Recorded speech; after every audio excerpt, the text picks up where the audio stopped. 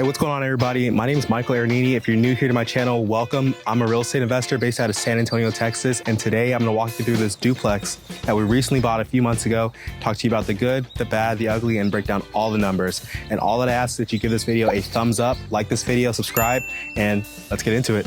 So I've got the property here behind me, and I'm going to talk about three separate things. I'm going to talk about the tenants, the numbers, and also the renovations and repairs that we did to this place. So let's start off with the tenant situation. We bought this place around October 2022. And after we closed on it, we were planning to go ahead and give the tenants notice, letting them know that we were the new owners and what our plans were for the property. So this property here is a duplex. So the tenant that was in unit 1 was actually on a 1-year lease, but her lease was going to be ending at the end of the year, December 31st, 2022. The tenant that was in unit 2 actually was just month to month. They didn't have any kind of written contract or anything like that.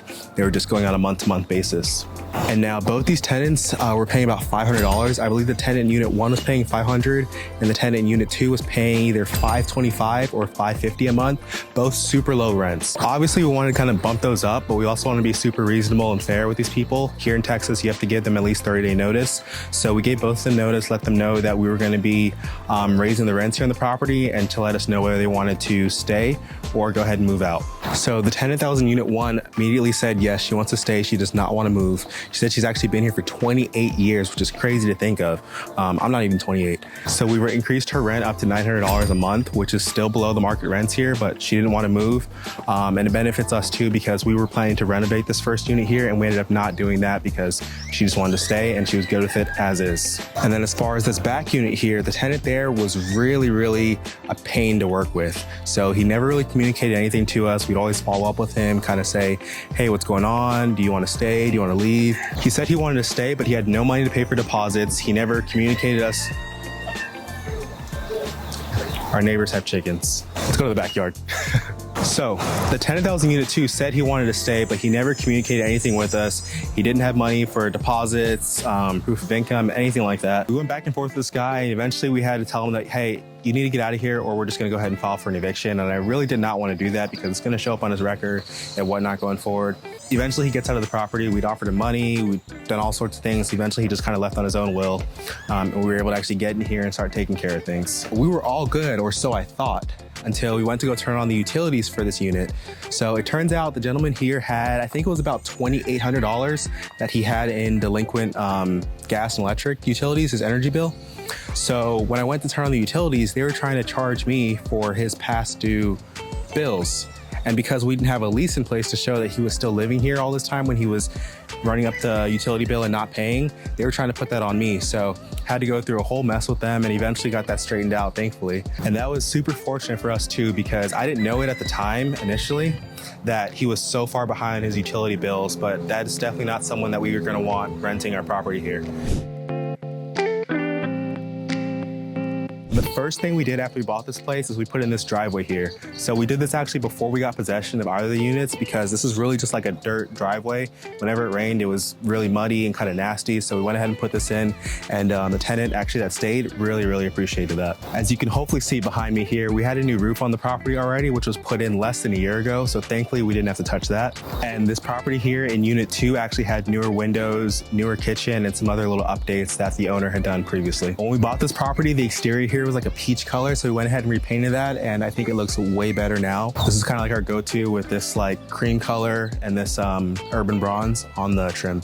Now, coming inside here, there's a few things that we spent a good amount of money on. One was we repainted the interior as well here. There's a lot of stains and the walls are just kind of icky, so we redid that, repainted. We also put in all new fixtures throughout here. Not too many because this isn't too big of a place, but we had to put in all new light fixtures. And then we also put in mini splits. So before we had window units throughout the property and we weren't really a big fan of those. So we went ahead and put in these mini splits, which are actually not as expensive as I thought they were. They're only about $600 each. We put 3 here in this unit, but I really like those because I think they make the property look a lot better and a lot nicer than window units, and they do both heat and cooling. Because one thing I really did not want was having the tenants have to have space heaters, really just for liability reasons. And you'll notice behind me here, we actually have a wall heater.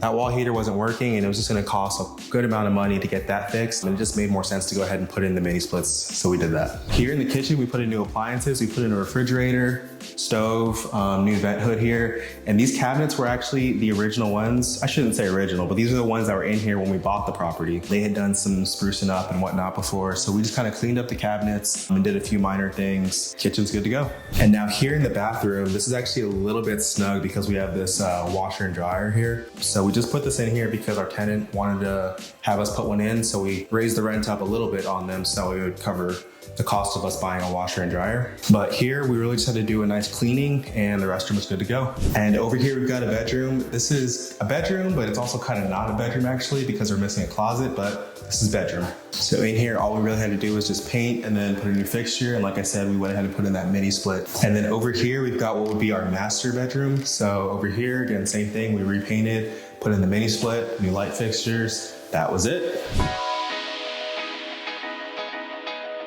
We bought this place for $135,000, and then we ended up spending about $20,000 doing all the renovations here. That didn't include anything for unit 1 because like I said, we didn't touch unit 1, but that included putting in our mini splits, our appliances, washer and dryer. That included the painting, both inside and outside, included doing the asphalt. That included all the light fixtures. We actually had to replace one window that was damaged here, so that included that as well. We had some demo because there was a really nasty shed that looked like it had actually caught fire in the past. So we had to get that demoed and removed. We had some trees we had to trim as well here too. I'm not sure if I'm missing anything else, but we ended up spending close to $20,000 getting all this stuff done here. So now what are we gonna rent for? So unit 1, which we have not touched yet, is renting for $900 now.